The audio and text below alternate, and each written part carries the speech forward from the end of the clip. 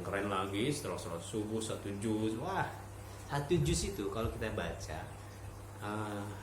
minim durasinya bisa 40 menit atau 1 jam lah ya, untuk kita yang belum terlalu lancar. Tapi kalau udah yang lancar, kayak siapa nih anak-anak kita yang sudah hafalannya banyak,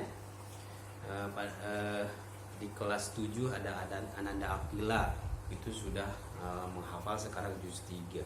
Di kelas 8 ada Ananda Kesha, itu sudah proses menghafal juz 2. Ini hafalannya punya juz 29, juz 30, 1, 2, 3. Akila tuh udah mau 5 juz ya hafalannya. Nah ini muridnya, dan juga yang lainnya banyak anak-anak kita yang sudah menghafal beberapa juz. Baik, di samping Al-Quran itu dibaca, hafalannya di murojaah, coba sesekali kalian dilihat terjemahannya, dilihat tafsirnya, sehingga kalian bisa memahami Al-Quran. Karena kan kalian di rumah terus. Tadi pada dibilang Ramadan tahun ini adalah Ramadan yang unik, Ramadan yang bisa jadi seumur hidup kita sekali kita mengalami Ramadan seperti ini. Aktivitas kita tidak kemana-mana, kita hanya di rumah saja. Nah itu, jadikanlah itu sebagai momen, jadikanlah di rumah tersebut, jadikan sebagai sarana untuk terus membaca, terus mengurujaah dan mentadaburi, memahami isi Al-Quran. Rasulullah bersabda, "Nawwiru buyutakum bitilawatil Quran." Hiasilah, terangilah rumah-rumah kamu dengan bacaan Al-Quran. Tuh, hebat ya? Luar biasa. Ramadan ini jadikan juga sebagai sarana latihan kita mengerjakan sholat malam. Kalau sholat tarawih dilaksanakan misalkan setelah sholat isya, gak masalah. Sebelum sahur kalian bangun duluan. Ya, pakai alarm. Kalau nggak pakai alarm, minta ke mama atau ibu, ke ayahnya, bangunin. Pak Adik sering bilang di kelas, kalau kalian pengen jadi orang hebat, laksanakanlah sholat sebelum sholat subuh. Artinya apa? Sholat sunnah, sholat tahajud, laksanakan. Nah ini latih di sini. Pak Adik juga sering bilang pada kalian, biar kalian bisa bangun dan bangunnya tersebut tidak dalam keadaan gondok, ya, tidak dalam keadaan bete. Kamu yang bilang ke orang tua, ayah, bunda, mama, papa atau lainnya, tolong bangunin saya. Misalkan jam sekarang sahur, misalkan makan sahur jam 4, bangunlah jam setengah 4, bangunin saya setengah 4. Kalau tidak bangun, kalau sayanya susah bangun, siram saja. Nah itu insya Allah kalian tidak akan gondok, kalian tidak akan dongkol ketika disiram. Tapi kalau kalian tidak minta dulu, tidak pesan dulu ke ayah bunda kamu, kalian pasti gondok. Nanti ketika disiram, wah ini susah banget dibanguninnya, langsung disiram, wah itu pasti kalian gondok. Ya, yuk kita latih. Bangun sebelum subuh, bangun sebelum makan sahur. Sebelum makan sahur kita sudah melaksanakan sholat. Apalagi kayak Ananda yang tadi disebutin, yang hafalannya banyak, gunakan itu sebagai murojaah.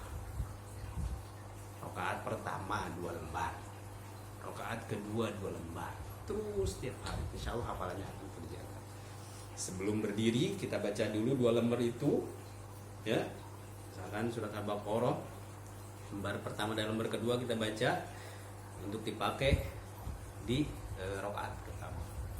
Habis itu tutup langsung Allah. Bagaimana Pak ketika lagi baca lupa, ruku saja. Gitu ya, latih itu. Insya Allah nanti kalau sudah terbiasa akan enak. Berikutnya adalah di samping tadi apa? Puasa dengan sungguh-sungguh, tadarus dan murojaahnya juga ditingkatkan. Kemudian kita mentadaburi, memahami isi Al-Quran, belajar untuk sholat malam dan bisa istiqomah dalam sholat malam, tahajud dan lain sebagainya. jadikan momentum Ramadan ini sarana untuk berdoa kepada Allah, berdoa dengan sungguh-sungguh. Tadi Pak Diri bilang ayat tentang Al-Quran, di dalam Al-Quran ayat tentang puasa Ramadan di surat Al-Baqarah 183, 184, 185, 187. 186-nya tentang apa? Akilah Keisha pasti tahu. 186-nya tentang doa ternyata. A'udzubillahi minasyaitonirrajim. Wa idza sa'alaka 'ibadi 'anni fa inni qarib ujibu da'watad da'i idza da'ani falyastajibu li wal yu'minu bil 'allahum yashkur.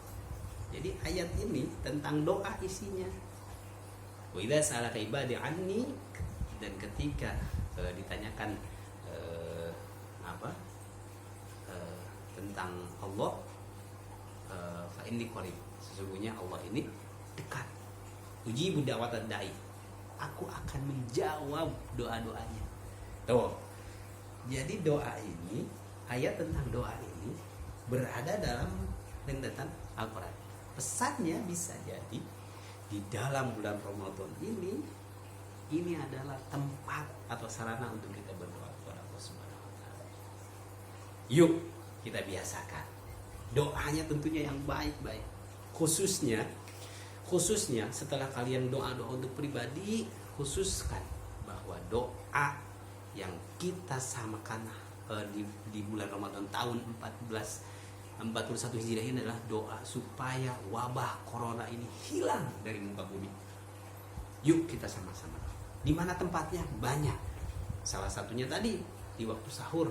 Jadi sebelum makan sahur, sholat, berdoa. Ya Allah, angkatlah wabah corona ini. Setelah kalian punya hajat, doa untuk diri pribadi dan keluarga kalian, sisipkan doa itu. Di mana lagi? Ketika setelah sholat fardu. Yuk kita sekarang sama-sama semuanya berdoa kepada Allah supaya wabah corona ini diangkat. Dan ternyata tidak enak kan di rumah terus. Nah, itu banyak orang yang bilang bahwa ternyata tidak enak, mau ke sana nggak boleh, ke sini nggak boleh, bahkan kan tidak boleh mudik. Orang yang punya kampung tidak boleh mudik sekarang. Tapi yang udah mudik duluan ya lain lagi. Ya. Terus kapan lagi?